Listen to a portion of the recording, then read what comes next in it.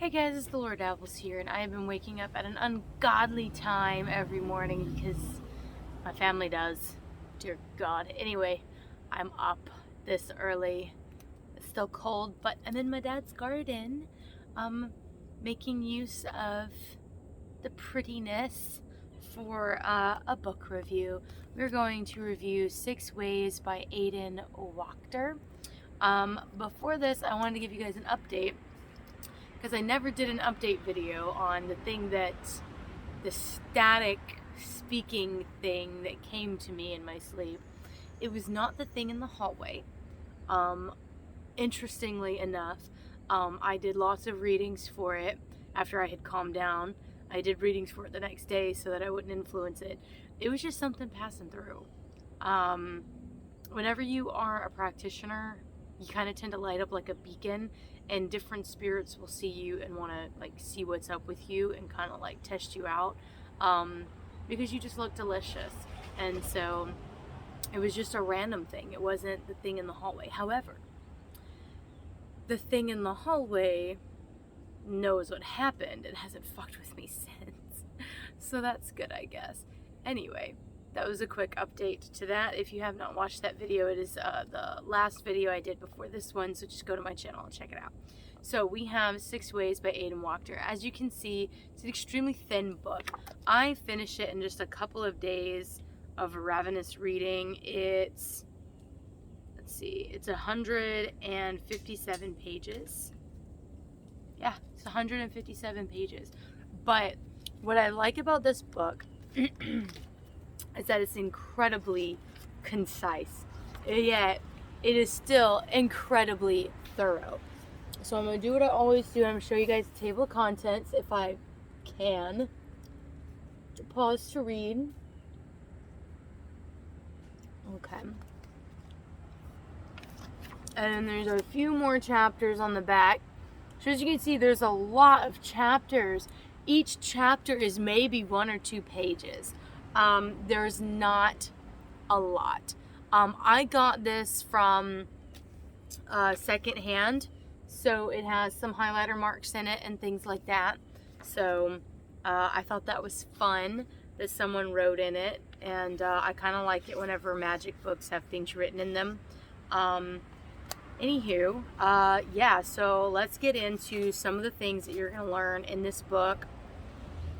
It is a beginner's book, and yet I learned a lot from this book, and I understood, even if I already knew something, I still read the chapter to be thorough, to give a thorough review for you guys. But also, like, I ended up learning something about that thing that I didn't know before.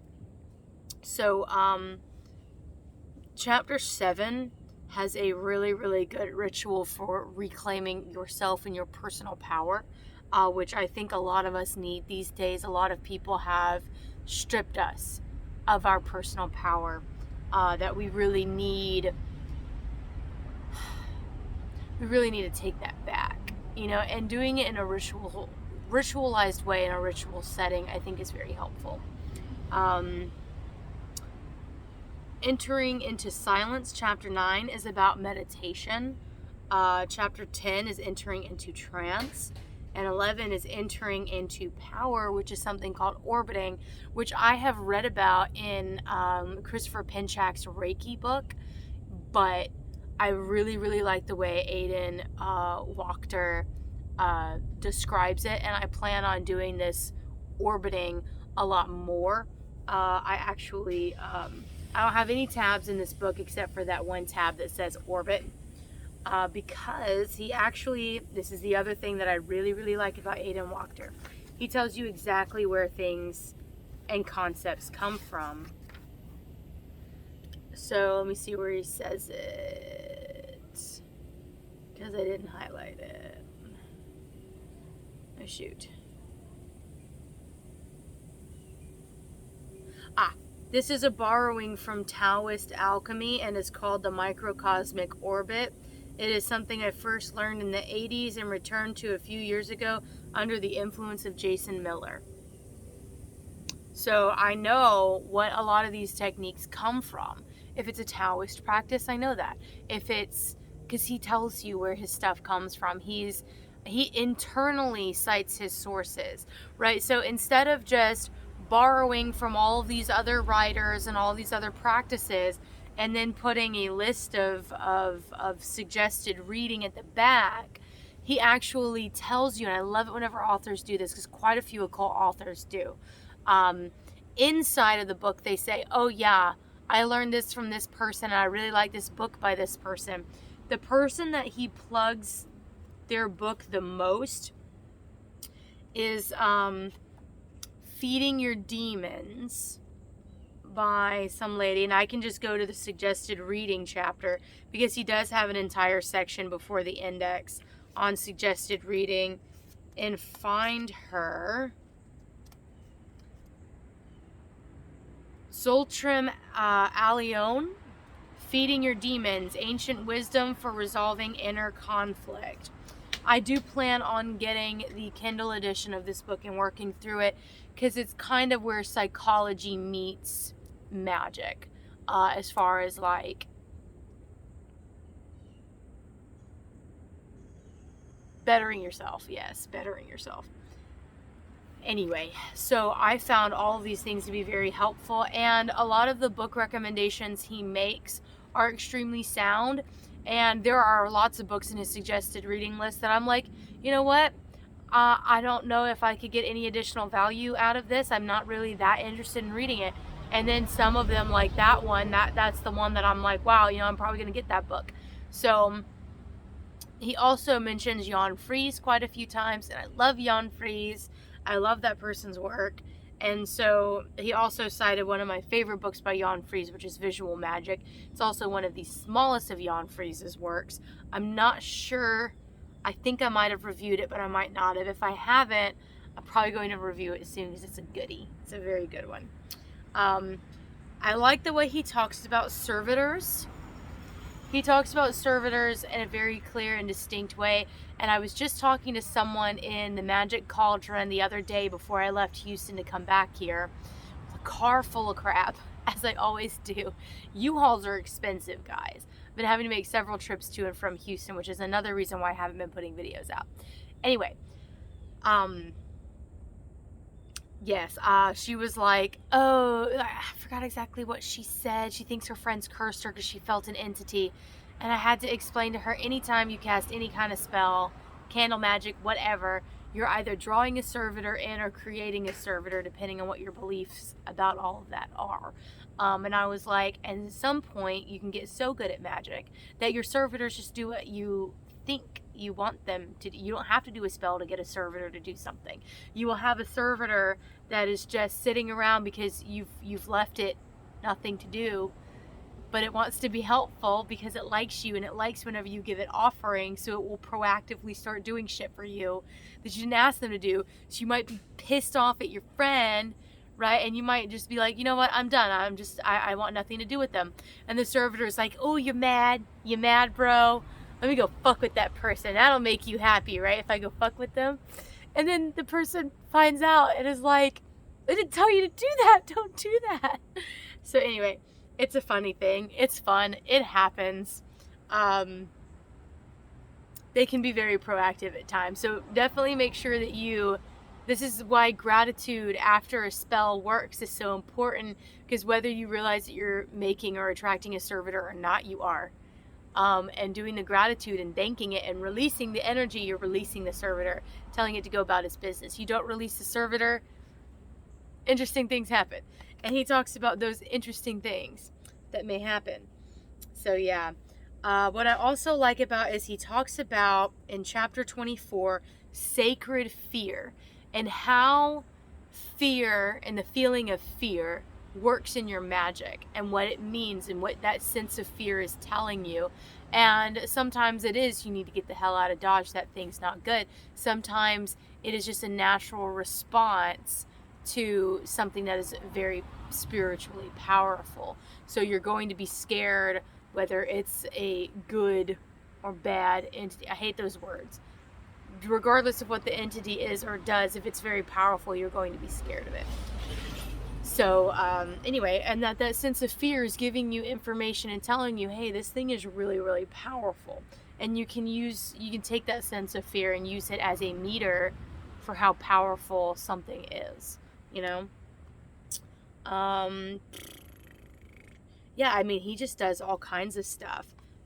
Chapter, see, it's on page 103.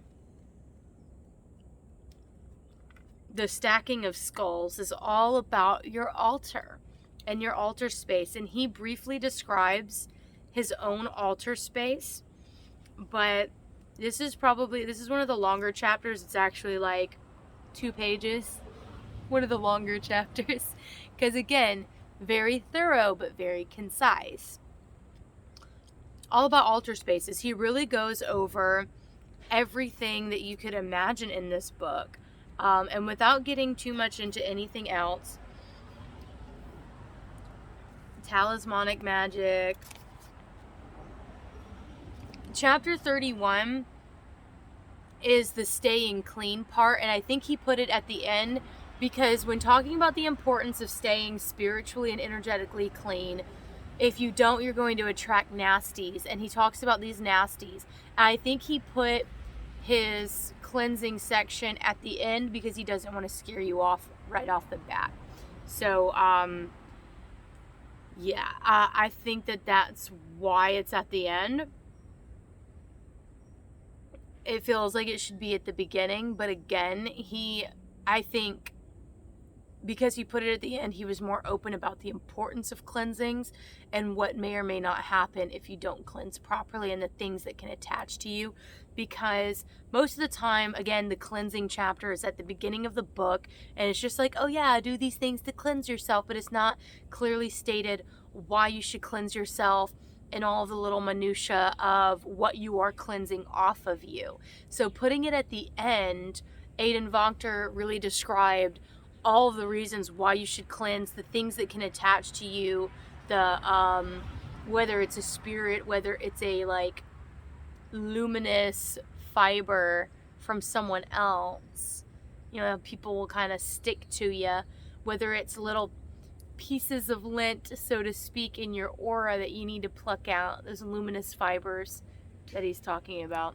And I thought that was a really interesting way of describing it and all of that. His meditations towards the beginning are also very good meditations. I'm going to add them to my list of dailies because I just very, very much like the meditations he has in here. He doesn't do overkill. He doesn't have a bajillion different meditations for one thing, which I like. It's minimalist, but again, very thorough. So that's the review for this. Next, I will be reading Weaving Fate by Aiden Wachter because I did get both of these secondhand from the same person. And so basically people will donate things to the Magic Cauldron. And so these were donated to the Cauldron and I snatched them up.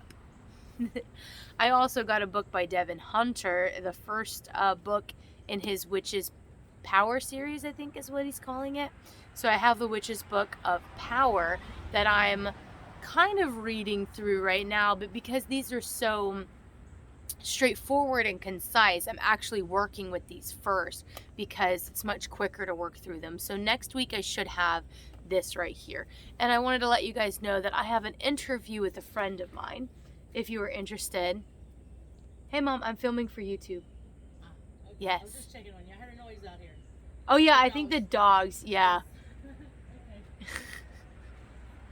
Anyway, I filmed an interview with my friend Jeff. So if you are interested in the perspectives that an older queer person might have on what's going on today, how their transition went and things like that, Jeff is, she just turned 64, and so very interesting person. And I cannot wait to share this interview with you guys. It's a 30-minute interview, so I will be, the sound quality is terrible. I think I'm gonna have to really review this video and do what I can to fix it up, which is why I haven't posted it yet. But I'm gonna do everything that I can to make this video easier to hear. I'm gonna be Googling how to do that, whatever ways there are for me to do that easily, and I will put it out as soon as it's ready. So you guys can be looking forward to that. And until next time, Happy dabbling, and bye bye.